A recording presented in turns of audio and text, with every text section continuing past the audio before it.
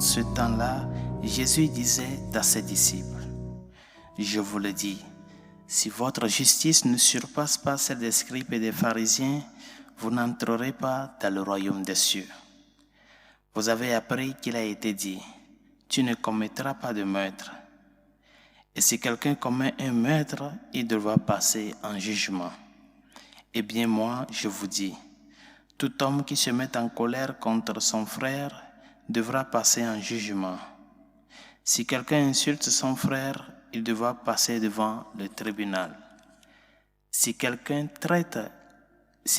traite de fou, il sera passible de la géhenne de feu.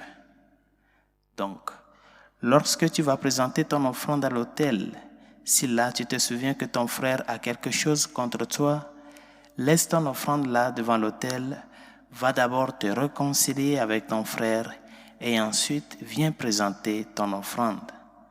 Mets-toi vite d'accord avec ton adversaire pendant que tu es en chemin avec lui, pour éviter que ton adversaire ne te livre au juge, le juge au garde et qu'on ne te jette en prison. Amen, je te le dis, tu n'en sortiras pas avant d'avoir payé jusqu'au dernier sou. Acclamons la parole de Dieu. Louange à toi, Seigneur Jésus.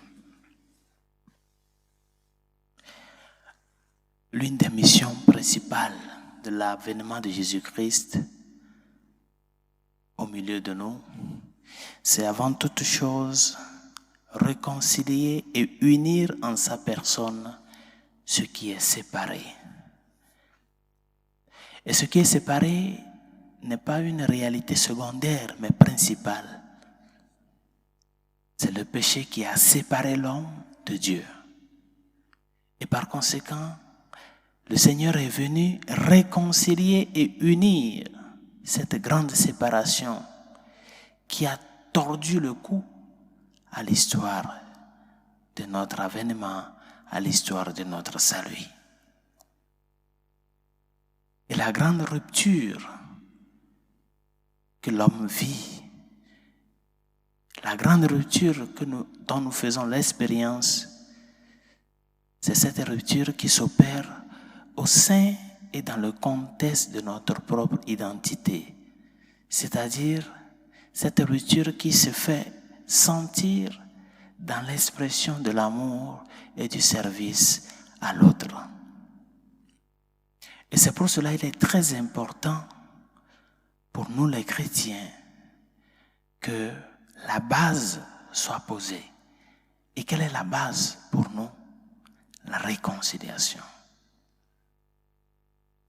Aujourd'hui, nous écoutons par-ci, par-là des colloques de réconciliation, des conseils de réconciliation, des coordinations de réconciliation. Parce que l'homme est fait pour la communion, mes chers amis. Ne l'oublions pas.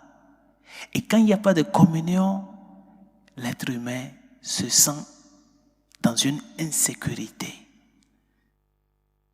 Et si même dans le contexte politique, on lutte pour cette réconciliation, pourquoi pas pour nous, les chrétiens? Pourquoi pas pour nous qui avons conscience de que notre vie est une relation? Et quand il n'y a pas cette relation, tout perd son sens.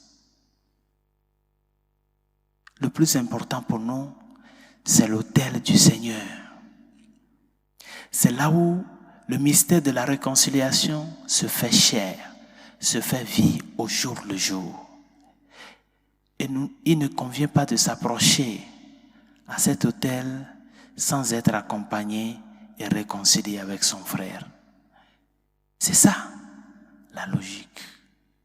Nous ne pouvons pas nous approcher à l'autel du Seigneur si nous n'avons pas déjà planté cette résolution de réconciliation.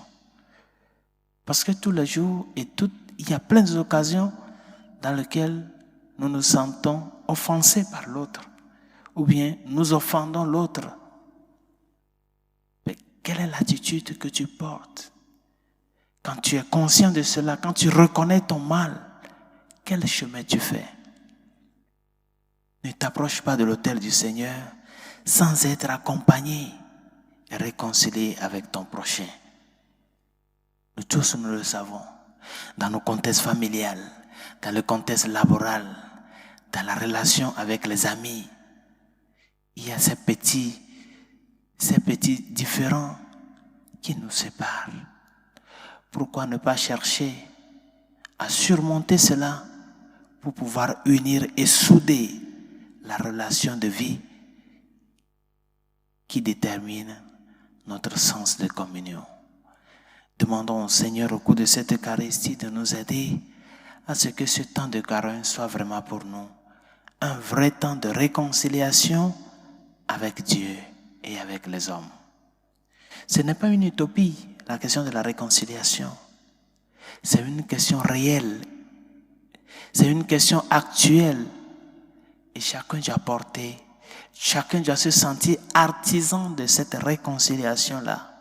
Parce que nous le vivons, les différents, de par tous les niveaux. Toi et moi, nous sommes appelés à porter notre petite pierre. Donner encore une nouvelle chance. Une seconde chance pour avancer ensemble. Parce que c'est dans la communion que la vie chrétienne se vit. Et que cette vie chrétienne, une fois qu'elle se vit dans la communion, se fait témoignage pour le monde d'aujourd'hui.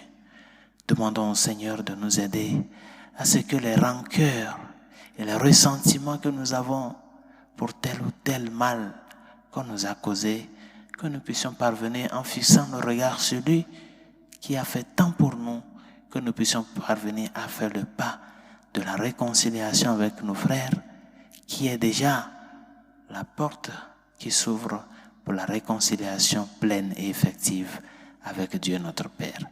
Que sa grâce nous y aide.